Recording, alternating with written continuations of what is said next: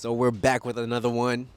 As you guys can see behind me, we have gray clouds with some blue skies, and you always got to look on the bright side. We're gonna look at the blue skies, and like I said on the first episode of this series, I'm gonna make this a series. These are Jimmy's bright ideas that I believe could work back home in Kenya. I may not necessarily pursue them, but I thought to myself, instead of hoarding a bunch of ideas, why not bring them to the internet, allow somebody else who's probably ready to start them to go ahead and use them, or allow you guys to comment and let me know whether these would work or whether they're bad ideas. Let me know the faults that I may not see. So we're going to get right into the topic. On the first episode, I gave you guys two ideas that were centered around entertainment. They were Top Golf and a place to drift and rent cars to drift, right? But I thought to myself, okay, these are more out of reach ideas for the average person. So I thought, let's go with a more practical approach to two businesses. And I like giving you guys two, that way you guys can compare and tell me which is the better one. So I wanted more practical businesses, meaning that they already exist. Okay, those are my neighbors downstairs. I wanted two businesses that either already exist or already have a clientele slash demand back home in Kenya for these ideas. So we're gonna get right into it. The first one is a laundromat slash clothes cleaning service. Now, I'm going to tell you why I think it would work, and you guys let me know. So, here in New York, if you look around, you'll see some tall buildings, but on average, like a lot of them are like 3, 4 stories. But in the densely populated areas, it is very common to find a laundromat, a place where will have like 30 washers and 30 dryers. You wash your clothes and you go home. Or you drop your clothes off, they'll wash them for you, and you come and pick them up later. So I thought to myself, could this work back at home in Kenya? And I remembered an experience I had. This is 2020. So a group of friends and I, we rented a house in a place called Five Star Meadows. It's more of a high-end neighborhood on Cambu Road, and surrounding it is more high-end neighborhoods and probably a lot of international people renting homes and all that. So, high-end clientele. The house we rented came with a washer and a dryer. No, a washer and dryer built into one. But we kept running into the issue of my friends and I of anytime we were getting ready to go out to the city and enjoy our time, we would always rush to wash our clothes at the same time. And one person would be washing whites, one's doing colors, one's doing some special fabric sweater that can't be washed with our clothes. So we ended up having to rush over to the local mini mart. There's a gas station with a mini mart next to this neighborhood. We go there and we're like, okay, they have to have a laundry place because we're thinking like, in America this is standard. So we find two options. There were a dry cleaners, too expensive, meaning you have to pay per shirt, per pants. So we go to like two doors down, and there's this small laundromat, like a lady who has like five machines, five washers, five dryers. So her price is too high as well. She's charging like $40, $50 US to do a load. We're like, whoa, crazy. But we ask her, we're like, so who's your standard like clientele? She tells us, people like you guys, people who come to visit Kenya. They rent one of these expensive neighborhood homes, and then they don't want to do their own laundry, so they'll just drop stuff off, and then what's it called? We'll have it done by the end of the day. She was booked up. We couldn't even use her. She was like, if you guys give me your clothes, I probably can't have them done until what's it called, like tomorrow at 6 o'clock. And we're like, we need the clothes tonight. We're going out tonight, right? So my mind is already running because I'm like, if she's booked up, it just means that she just needs more machines to make more money. If she had like a good place, she could make quite a bit of money off of this. But then I also visited Kenya this last 3 months ago, and I went looking for land in a place called Githurai. Americans may not know what that is, but Kenyans, you know what Githurai is, right? So we're driving around those areas, and I started looking at how dense these places are. Yes, you'll find a lot of what's it called, empty plots, but in places like Githurai and Juja that are coming up, depending on like where you are or like anywhere within those bypasses, all the Nairobi city bypasses, there's a lot of places where there's dense populations, hoods like I would say Kayole. I have a friend from Kayole. That's how I know that place. Hoods and all these other places that you can go within Nairobi that are densely populated. And what you'll find commonly is clothes hanging across from building to building or on the rooftop. So people will wash their own clothes by hand and then just dry them off with the, what's it called, in the open air. I thought to myself, these areas may not be high income like where I stayed the first time, but they are way more densely populated. So I'm like, if this works in New York City, it could probably work in Nairobi. In the sense of you go to these densely populated areas, you get a small piece of land, right? The equivalent of what somebody would use to build apartments. You just make the whole first floor is going to be a laundromat, right? Now, here's the tricky part about this business idea. I don't know if the cost of water and the cost of electricity in Kenya is why it already doesn't exist.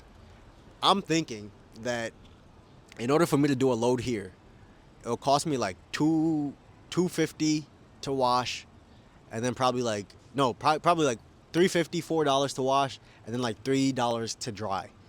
All in all, like you're spending $5 to like $7. That's below what minimum wage is here, right? So I have to calculate like these type of prices. So that means that the cost of our electricity is probably low. The cost of our water is probably low. I have one of my birds just came to the rooftop to visit, chilling. Oh, he's leaving. But when I look at the cost of me doing laundry at one of those laundromats here, I have to factor into that equation the fact that we could be paying a lot less for electricity and paying a lot less for water. Now, in Kenya, these prices could be a lot higher. But if the economics make sense, right? I know I can't go to places like Githurai and charge someone 3,000, 4,000 shillings to wash their clothes. They're going to laugh in my face. They're going to be like, get out of here. The lady downstairs will wash them for 500 shillings or 700 shillings, right? So I thought to myself, one, it has to make economic sense with electricity and water for this to work in those densely populated areas. And two, the overall cost per load to wash clothes, right, can't be so outrageous that it's not gonna work in these areas. So, for example, if somebody in Githurai earns, let's say, like 1,000 shillings a day, if you were to charge them maybe 200, 300, 400 shillings to do their clothes, maybe to them that's like, oh, of course, it's not worth that many hours in my day. It's not worth that much time in my day for me to sit there and scrub my own clothes. But if someone is earning that same 1,000 shillings and you come and you tell them each load is going to be 700 shillings because of the cost of electricity and the cost of water, then that whole business idea can't work. So I generally think that starting a laundry business based on area and density can work in Kenya. And I'm talking about chains of these things. You go to those densely populated places in Juja, Ruai, Roysambu, you name it, or what's it called, Ongata Rongai, whatever side of Nairobi you're on, those densely populated places like Pipeline, and you see all the clothes hanging within Pipeline, right? You open a good laundromat, and if the economics make sense, if you could take enough time out of someone's day that they would normally spend scrubbing their own clothes and then hanging them up to dry, if they could look at your business and be like 500 shillings per load to wash and dry, if that saves them 3 hours in their day and they're earning enough that that's worth it, guess what? You have a profitable business. And one thing I can tell you is that the places that never go out of business here are the laundromats. The laundromats and the places that have utility. So, like I said in the beginning, I want both of these business ideas for this episode to be more practical ideas, things that already exist. I saw that there were high-end dry cleaners and high-end small-scale laundromats, but I want to take that idea that already exists in these high-end areas that I was renting and then now take it to the hood take it to the actual densely populated places in Kenya and Nairobi, and see if this works here. Now, we wouldn't start off with buying land and just to build and test a business. No, I would go somewhere and rent a space, start off with a few machines because I don't want to buy 30 machines and the business flops. I would probably test this business out by going to a local densely populated places, getting some genius Kenyan guy to do wattage and find the most efficient washing machine I should buy and the most efficient dryer, and then he'll tell me it will cost you this much per load and da da da da. And then I'm like, let's get the business up and running. We test it. If it works, you expand and expand and expand. That's business number one. Laundry machines, but it depends on whether the cost of electricity and water will be economical for it to work in Kenya. Boom. I hope that was smooth. I was on flow. I just started talking, and you guys can hear the flow. Everything was just coming out like ah. But we're gonna go right into number two. Number two, I wanted to start a ghost restaurant / ghost kitchen. I'm going to explain what those are. In this big beautiful city that you see behind me, they say that this is probably the Queens and Brooklyn are some of the most diverse places on Earth. On Earth, meaning the amount of cultures, the amount of people you can find here is crazy. Ever since I moved here, I've tried probably like 60 to 70 different restaurants that I can't even remember. At a point, like I would open my app, my Uber Eats app, and I can literally eat a new restaurant every day for breakfast, lunch, and dinner. I think that's what the statistics are. You could eat a new restaurant within New York City, and you wouldn't be able to finish all the restaurants in this city for at least like 1,000 years or 5,000 years. That's how many restaurants are in this city. Crazy. So one thing I came to learn about how some of the restaurants here operate is there are ghost kitchens and ghost restaurants. I'm gonna explain. I have a good tongue for pasta. I love me some pasta. So one thing I did when I moved to Brooklyn, I started looking around for good pasta joint places that I can frequent and make those like my go-tos. There's this place I really liked, and I would always order the food to be delivered to me, right? So when I decided to bring my car to New York, this was like a year or two ago, I decided one day I'm going to actually drive to my favorite pasta place, and I'm going to go pick it up and get my food. But the interesting thing was, on the app, when I was looking at my pasta place, why are these people so loud? When I was looking at the pasta place on my Uber Eats app, I noticed that in the same exact address and location, there was like 15 different restaurants that popped up. And I'm like, this can't be real. What do they have, like a freaking skyscraper and every floor is a different restaurant? This can't be real. So what I came to learn once I drove up to the place to pick up my pasta is that there's a new concept of ghost kitchens and ghost restaurants where someone will build a nice big building, right? Or a standard building like this. And they'll do exactly what I said. They'll make each different floor just a kitchen, high-end machines, high-end broilers, and you name it. And they'll make it so that each floor and each kitchen can operate as a different restaurant. The day and age that we live in, the world that we live in, when I go online to look for Indian food here in New York, I don't know why I'm standing here with one foot on the chair. When I go to look for Indian food in New York, and I click order and I click buy, and some dude comes and delivers my food on a bike, I don't even know if that restaurant is real. I don't know if that's a place I can actually go and pull out a seat and sit down and eat. So what I came to learn is with this ghost place, my pasta restaurant that I'm thinking is like some OG place that's been here for like since 1908 or some crazy crap. I came to find out that it's just another floor within a building, and there's 30 other restaurants in this building. So I would open that same exact concept in Kenya, in Nairobi, within our big cities, because I think it's a great platform to launch and test restaurant ideas, and I'm going to explain why. Think about this. That place that I went to, I fell in love with that pasta restaurant that popped up on my screen. This place was not an establishment. This place was not. Like they didn't have to. They didn't have to go buy some land and set up an establishment and start doing all this stuff, buying chairs, buying the machines, all that. All they did was go to that building. They had a concept.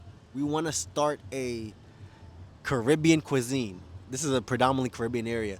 We want to start a Caribbean cuisine that's centered around pasta.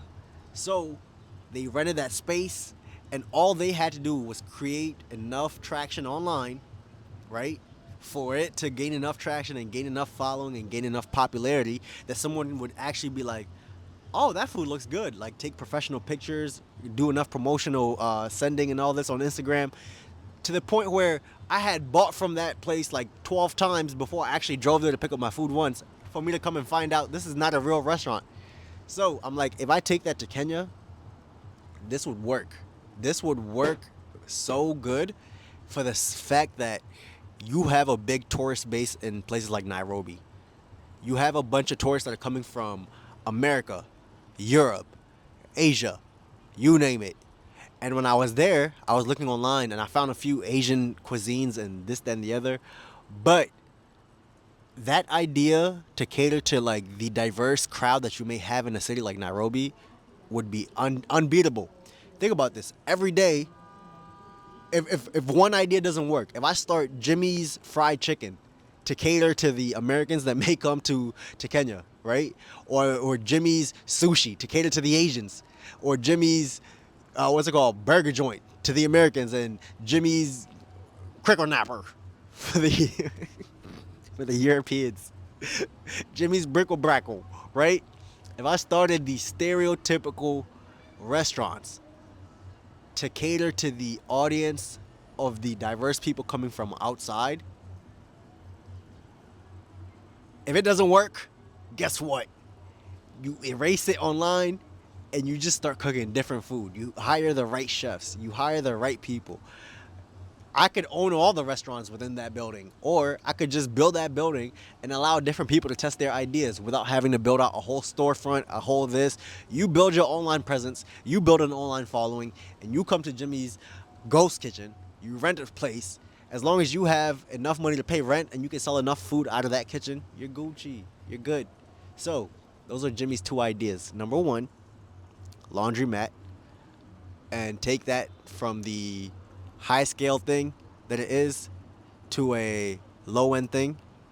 Put it in the densely populated areas, unless there's already some lady in those areas washing clothes for like the same price that I would charge for a machine. But that's the idea. And then idea number two is the ghost kitchen / ghost restaurant. Either own all the restaurants in there and make the money, or just own the kitchens and rent them out to different people with different ideas. And like I told you, these ghost kitchens, it eliminates all the ground up work that you have to do to start a new restaurant. And imagine this. Let's say I have 5 floors, and on the 3rd floor, that restaurant takes off. It's selling the most food. Once you have enough proof, enough market testing data to know this is gonna work in like out there anywhere in Kenya, guess what? You go open a real restaurant. But overall, those are my 2 ideas. More practical, already have a demand. People already wash their clothes. People already take their clothes to local areas to get them washed. But there's no standard operation that I see with multiple locations. And there's nobody supplying those densely populated areas like Githurai, Rai, blah, blah, blah, Kayole. Those places, Pipeline. I would try to break into those areas and provide that service. Or provide a plethora of different restaurants that people can try. I hope I didn't repeat myself too much, but I like to give enough detail that if you're listening to this, you can get a picture of what I'm trying to start. If I was to start either of these. That's it. That is the end of the video. I hope this did not go too long. I'm going to summarize it one last time. 2 businesses. Let me know in the comment sections if you think either of them would work or if they're both stupid. Number 1, laundromat. Number 2, ghost kitchen / ghost restaurant. I hope you guys have a beautiful, splendid day. As you guys can see, it's getting dark. It's about to start drizzling on me. I love you all, and I'll see you guys on the next one. Bye.